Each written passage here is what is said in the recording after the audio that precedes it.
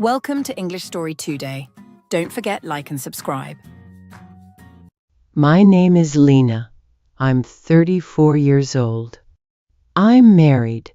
My husband's name is Ryan. He is 39. We've been married for 10 years. We have a son. His name is Adam, and he is 7 years old. Once we were very close. We were happy, truly happy. We had a small house full of laughter and love. We had silly traditions, like drinking lemon tea every night before bed. We would sit on the sofa, talk about our day, and look into each other's eyes with soft smiles. But now, things are different, very different. For the past few months, maybe 3 or 4, something has changed in Ryan. He comes home from work tired. He eats in silence, watches TV, and then goes to sleep. On weekends, he says he has work meetings or golf with clients. Sometimes he just shuts the door of his office and stays there for hours. He used to ask me for help with his documents, with money, with decisions. Now, he says he doesn't trust anyone, not even me. I became just the person who takes care of our son. No more teamwork, no more soft laughs, no more tea at night. One day, I sent Adam to my mother's house. I thought maybe if Ryan and I were alone, things would feel better again. Maybe he just needed time to rest, to breathe. I cooked his favorite food. I waited for him. But when he came home, he just ate quietly and went straight to bed. The next morning, he left early. It was a Saturday. He didn't stay. I sat in the kitchen, alone. My tea was cold, my hands were cold, my heart was colder. That was the day I decided I needed to talk to him. I couldn't live like this anymore. That night, I wore the blue dress he once loved. I did my hair. I smiled in the mirror, though it was hard. When Ryan came home, he looked tired. He barely noticed me. He ate in silence again.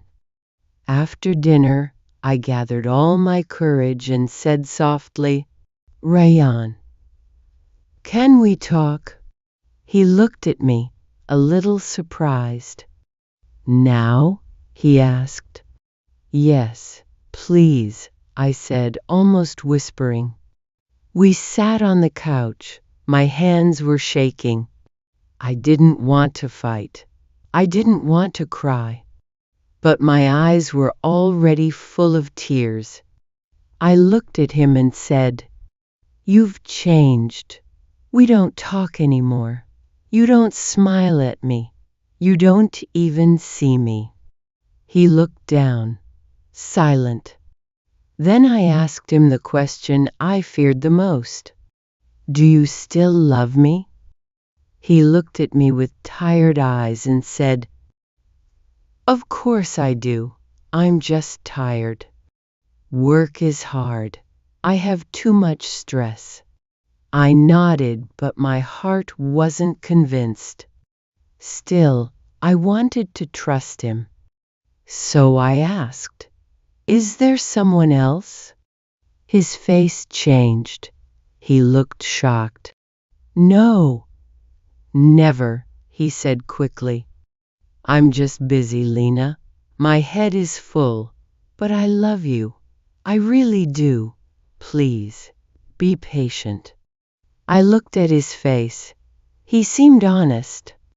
He even held my hand gently. So I said, "Okay, I will wait." But deep inside, something was broken. I still felt alone. Weeks passed, then a month, then another. Nothing changed. He still came home late. Still no smile. Still no tea. Still no words. I tried everything. I cooked new dishes, decorated the house, even planned a short trip for just the two of us. But when I told him, he said, "Not now, Lena. Maybe next month. I'm busy." That night, I sat in the dark. I whispered, "Why does love feel so lonely?" I looked through old albums, our wedding pictures, our honeymoon, our smiles, our hugs. Where did all of that go? One evening, I sent Adam to my mother's again. I waited for Rayan, hoping maybe this time he would talk. But he walked in, nodded at me, and went straight into his office. He closed the door behind him. I walked to that door. I raised my hand to knock, but I couldn't do it. My hand fell. I turned around and walked back to the kitchen.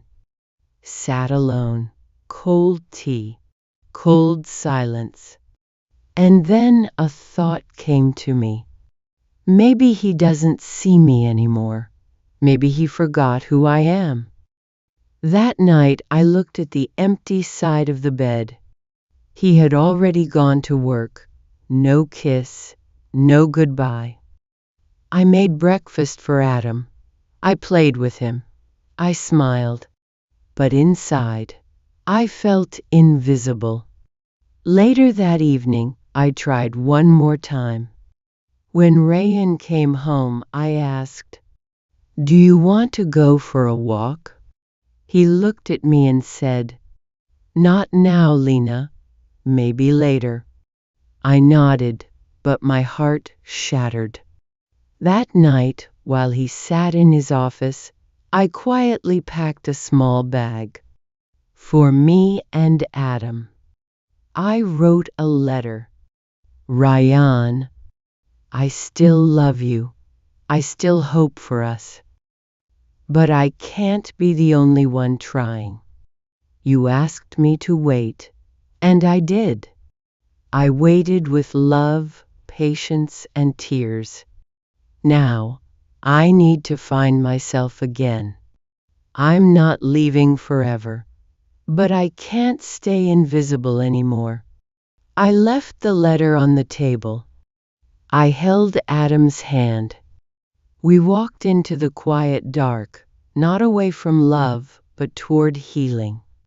I stayed at my mother's house. A week passed. Then, one evening, Rayan messaged me. "I miss you. I miss Adam. Please come back. I'll change, I promise." I still loved him. So I went back. One quiet night, after Adam went to sleep, I saw Rayan's phone on the table. I wasn't planning to check it. But the screen lit up. A message from a woman. "I miss you. Did you think about me today?" My hands shook. My eyes filled with tears. I didn't open it. I didn't need to. He came back into the room smiling. I looked at him, and my heart whispered, "This is why he changed." That night I didn't shout. I didn't cry in front of him. I just lay beside him in bed and cried silently. The next morning I made breakfast. I smiled for Adam, but I felt empty. That night I asked Rayan to sit with me. "I saw a message," I said quietly. "I gave you 10 years of my life. I believed you, but I can't do this anymore." He didn't deny it. He only said, I'm sorry. I didn't mean to hurt you. That was enough for me to know. The silence, the distance, it all made sense. I stood up. I need time, I said. I need to find myself again. I packed my bag again and left with Adam. This time my heart was heavy but clear. Sometimes love isn't enough. Sometimes saving yourself is the bravest thing you can do. I chose peace over pain. I chose truth over silence. And I chose myself. If you liked this story and want more emotional, simple language love stories like this, just ask. And don't forget like, comment, and subscribe.